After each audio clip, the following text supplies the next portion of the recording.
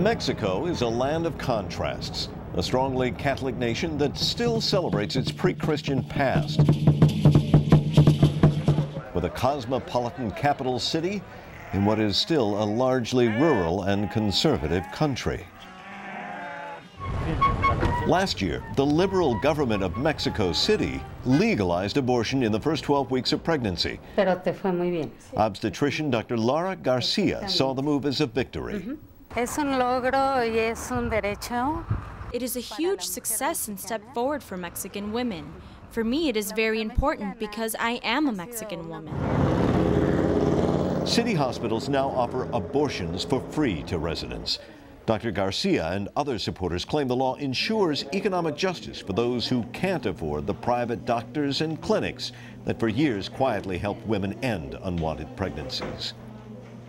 Dr. Armando Awed is the health secretary of Mexico City. Before this law was passed, the procedures were still done. They were just covered up as miscarriages or complications, and the only people that were able to get them were the rich.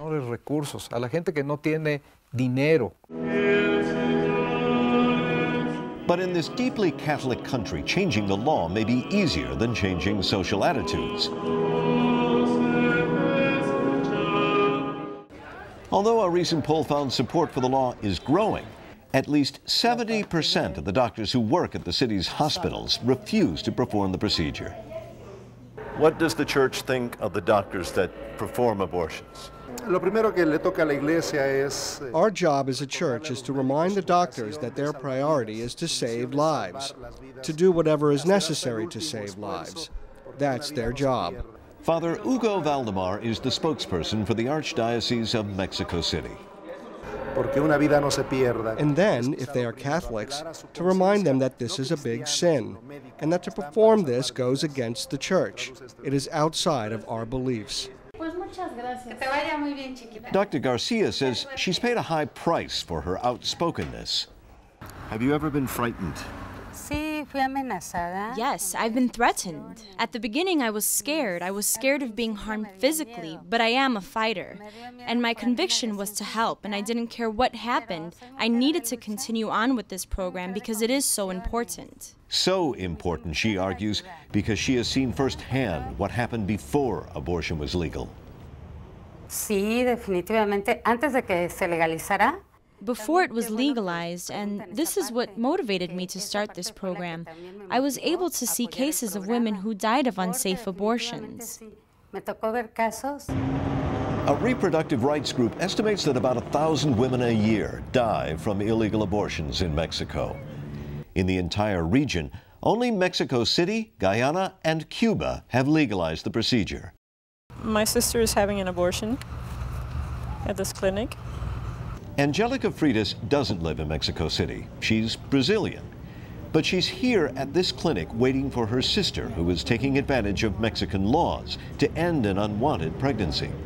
City officials told us that of the 14,000 women who have had abortions since the law was passed, about 30% came from outside the city. Although it's illegal, a lot of Brazilian women do have an abortion.